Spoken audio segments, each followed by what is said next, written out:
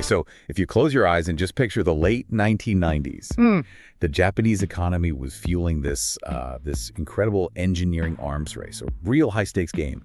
But among all that, there was this one car that didn't just play the game. It pretty much set the rules. That would be Nissan's Godzilla.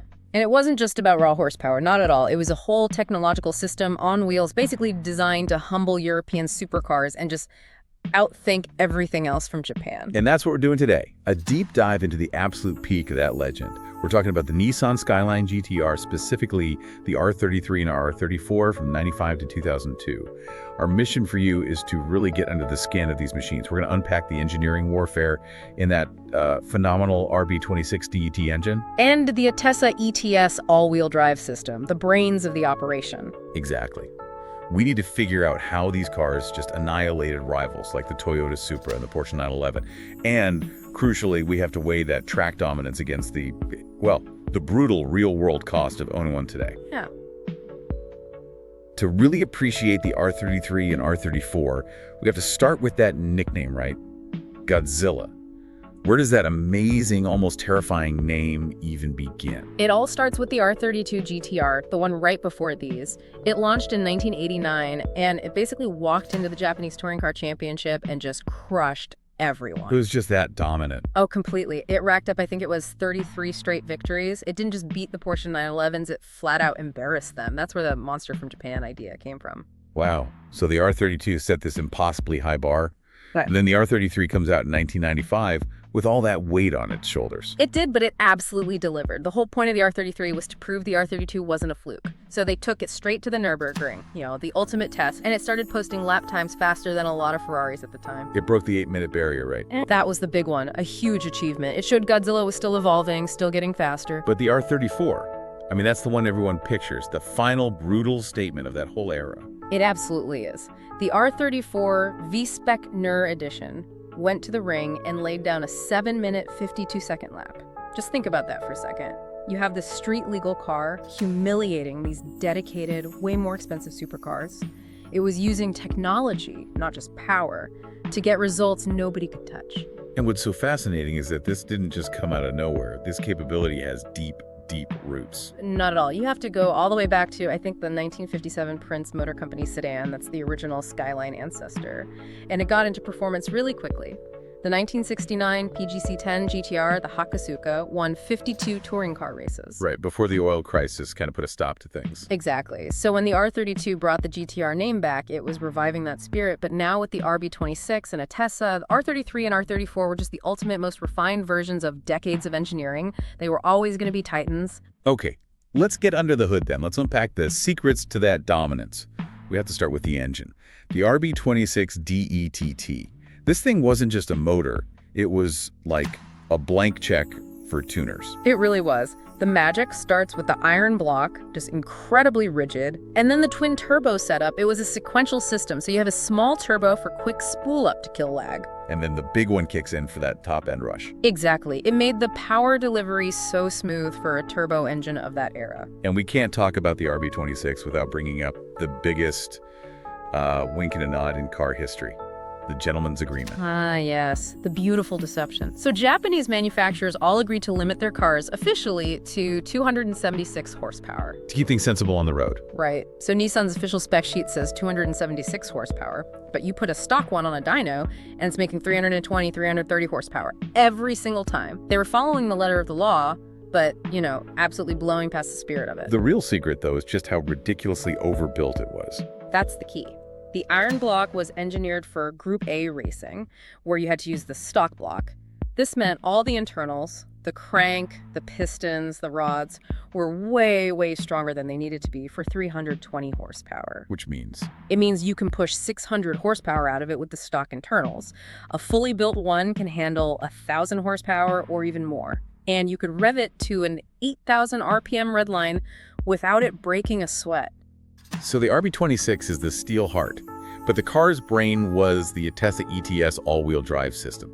This is what really set it apart. This system is why it felt like cheating. ATTESA is a super long acronym, but what it means in practice is an intelligent all-wheel drive system with a heavy rear-wheel drive bias. So it feels like a proper RWD sports car most of the time. Exactly, which is what enthusiast drivers want. Under normal cruising, it can be a 100% rear-wheel drive, but the second the sensors detect any wheel slip or G-forces, or you just floor it. It starts sending power to the front.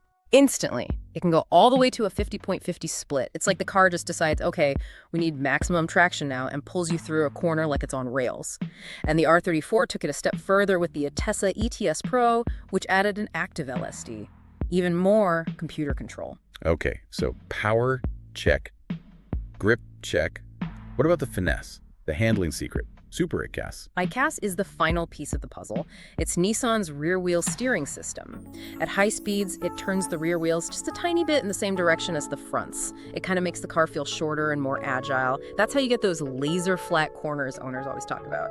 That trio RB26, ATTESA, and HICAS, that was the package. All right, let's shift gears a little and look at the two cars themselves, the R33, 95 to 98, and the R34, 99 to 2002. The R33 gets a bit overlooked sometimes, doesn't it? It does, because it's a bit bigger than the R32. But it was such a crucial refinement. It took the R32's formula and gave it a much, much stiffer chassis. Big improvement. And the torque curve was broader, more accessible. Yeah, it was a bit longer, but the V-Spec, the victory specification models, kept the weight down around 3,360 kilos with things like an aluminum hood. And then you have the R34, the poster child. Yeah. It looks way more aggressive, more muscular, but it actually got heavier. It did. The R34 looked more compact because they shortened the wheelbase, but it tipped the scales at about 560 kilos. But that weight came with some serious hardware. Brembo brakes were standard. The suspension dampers were more refined. So here's the question. The R33 was lighter and it was already very stiff. Did that extra weight on the R34 actually hurt its purity at all, or did the tech just make up for it? That's a great question, and I'd say the tech more than compensated. Yes, it was heavier, but it felt so much more planted and precise. The ATTESA Pro system, the better brakes. It all added up to a sharper, more modern driving feel, even if the scale said otherwise. And we have to talk about the inside. The R34's cockpit felt like it was from the future. The multifunction display, the MFD, that was a game changer. You suddenly had all this data that you used to need a bunch of ugly aftermarket gauges for. Oil temp, boost pressure, even G-forces, all displayed right there on the dash. It connected you to what the car was doing mechanically in a way nothing else could. So we've set the scene. They're legends on the track. But what about owning one today? Let's talk about the cold, hard reality. What are the undeniable pros that keep the prices on these things just skyrocketing? Well, the core strengths are still there. The balance is incredible. And that intelligent AWD grip, I mean, even 25 years later, it gives you so much usable traction, they just feel glued to the road. And the tuning potential, we talked about it, but it's basically infinite. You can make these things into absolute drag monsters. And, you know, contrary to some myths, they are very reliable if you service them. They were built for racing abuse. So the basic architecture is bulletproof. The performance is still wild too. 0 to 60 in 4.9 seconds is still quick today. Okay, but every legend has its price.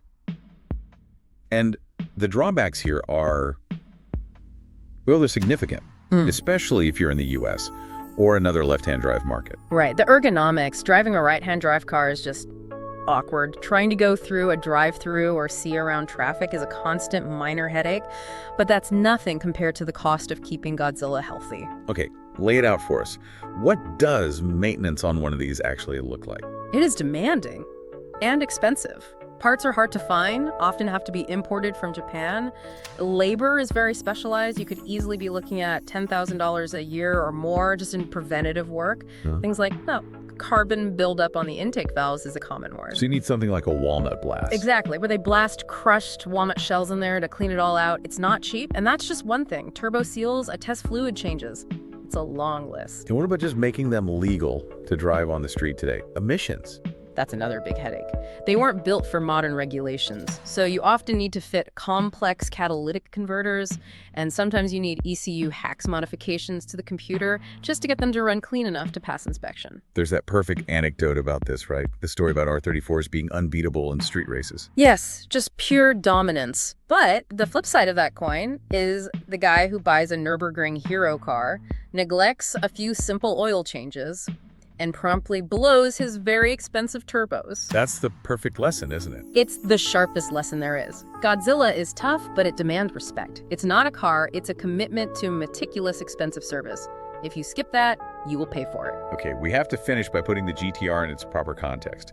Who was it actually fighting against? We're talking the Toyota Supra MK4, Mazda RX-7, Porsche 911. Right. The titans of the era. And let's start with the big one, the Supra MK4. You had the bulletproof touge engine, 320 horsepower, rear-wheel drive, an amazing car, maybe even easier to tune for huge power. But the GTR had the grip, and it was better balanced, less nose-heavy. In period tests, the R34's launch with ATTESA actually made it quicker off the line than the Supra. And what about the European benchmark, the Porsche 911 993? That was a real clash of philosophies. It was prestige versus raw technology. The 911 had the heritage, the balance, but it was so much more expensive and less tunable. The GTR won on its tech edge. The ATTESA system was just dynamically superior and let the GTR lap faster than Porsche's own all-wheel drive system at the time. And briefly, the other Japanese rivals. The RX-7 FD was a brilliant lightweight car, a true driver's machine. But that rotary engine was just fragile. Known for blowing apex seals, it couldn't match the GTR's endurance. And the Subaru WRX. Great car, rally pedigree, but it was underpowered and just felt a bit vague compared to the razor-sharp systems in the R34. So at the end of the day, the GTR won because it combined three things perfectly. A huge technological advantage with ATTESA, a bomb-proof engine in the RB26, and a value proposition that no European rival could even get close to. what an incredible deep dive. I mean, from the roots in that old Prince sedan, all the way to terrorizing the Nürburgring. The R33 and R34 really did cement the Skyline as Nissan's absolute performance pinnacle. They were tech titans with hearts of steel that just redefined what a supercar could be. Absolutely. A high watermark for integrated car tech, but that integration comes with a serious, ongoing bill. And that really leads us to our final provocative thought for you. Given the extreme cost and complexity needed to sustain one of these cars, the service, the rare parts, the ECU hacks, do all those mechanical details make the R33 and R34 a timeless monument to engineering? Or is it more of a cautionary tale about the sheer dedication required to maintain that kind of peak performance? Something for you to mull over until our next deep dive.